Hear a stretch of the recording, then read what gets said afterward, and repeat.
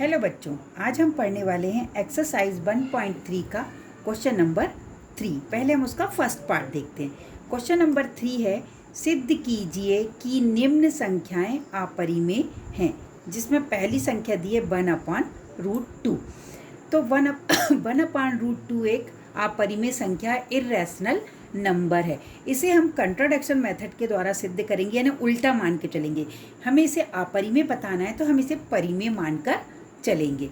तो हम सबसे पहले इसे लिखेंगे, माना 1/√2 एक परिमेय संख्या है। परिमेय संख्या है तो ये किस फॉर्म में होगी? परिमेय संख्या P/Q के फॉर्म में होती है, ठीक है। जहाँ P और Q क्या होते हैं? इंटीजर्स होते हैं। व Q नॉट इक्वल टू 0 और P और Q कैसे होते हैं? सह अभाज्य या को प्राइम नंबर। हम यहाँ पर लिख दें सह अभाज्य। P व Q क्या होते हैं? सह अभाज्य या को प्राइम। इनमें एक के अलावा कोई भी उभयनिष्ठ गुणनखंड नहीं होता। ये हमारे क्या है? परिमेय संख्या या रैशनल नंबर की डेफिनेशन है। अब यदि हमने 1/2 को एक परिमेय संख्या माना है तो फिर ये परिमेय संख्या के बराबर होगा। तो हम इसे लिख दें 1/√2 इक्वल टू a P/Q। इसे हमने परिमेय संख्या माना है तो इसके बराबर रख लिया। अब यदि हमें √2 का वैल्यू चाहिए तो हम क्या करें? क्रॉस मल्टीप्लिकेशन से ऐसा लिख सकते हैं यहाँ पर Q इक्वल टू √2 का ये क्रॉस, ये Q बन जा, Q आ गया और √2 का यहाँ मल्टीप्लाई करेंगे तो क्या आ जाएगा? √2P। ठीक। अब हमें √2 की वैल्यू चाहिए तो हम P को अपॉन में ले लें। क्रॉस मल्टीप्लिकेशन से हम संख्याओं को ऊपर नीचे ऐसे कर सकते हैं। तो हम यहाँ पर Q/P ले लें और इक्वल टू √2।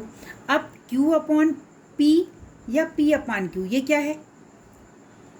रैशनल नंबर से परिमेय संख्या है। हम यहाँ पर लिख दें जो Q/P है वो किसके फॉर्म में है? रैशनल नंबर के। तो Q/P एक परिमेय संख्या है। परिमेय संख्या है तो परिमेय संख्या के बराबर क्या होना चाहिए? परिमेय संख्या।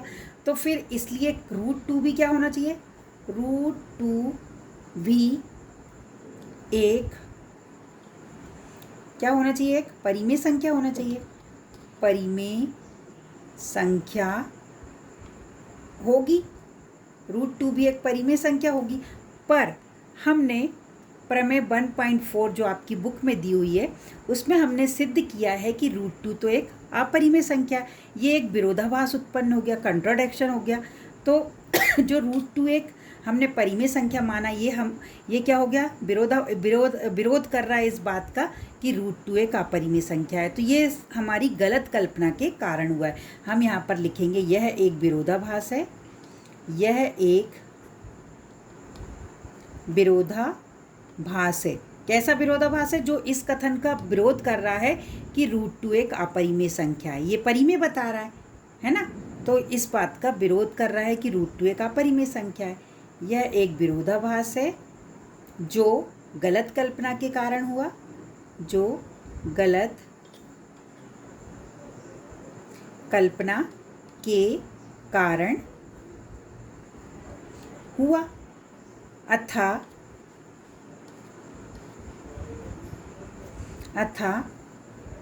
1/√2 एक अपरिमेय संख्या है। हमने सिद्ध कर दिया कि 1/2 एक अपरिमेय संख्या। अब हम इसी क्वेश्चन का सेकंड पार्ट 7√5 एक अपरिमेय संख्या है, ये सिद्ध करेंगे।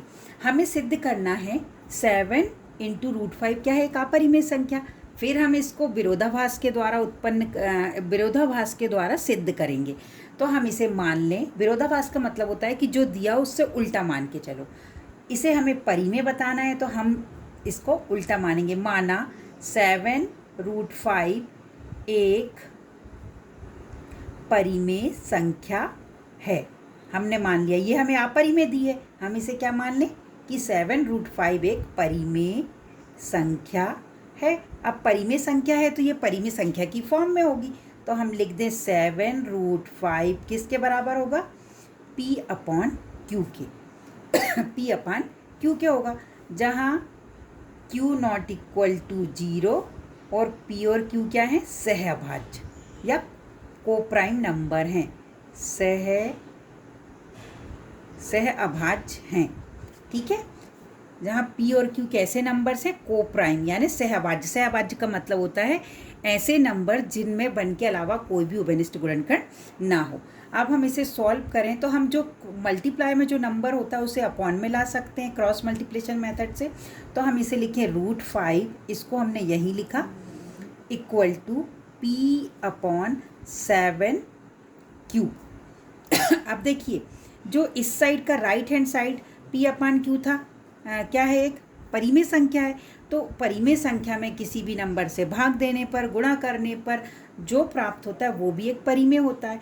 तो ये P/7Q क्या है, P/7Q परिमेय है। हम यहाँ पर लिख दें P/7Q एक क्या है, परिमेय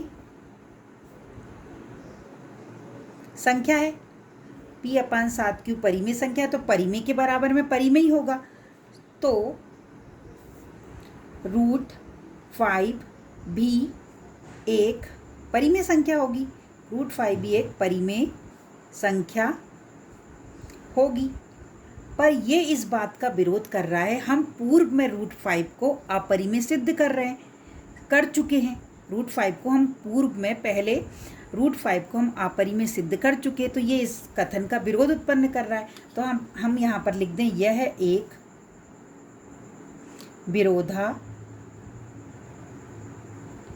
विरोधाभास है जो हमारी गलत कल्पना के कारण हुआ है। अतः 7√5 एक अपरिमेय संख्या है।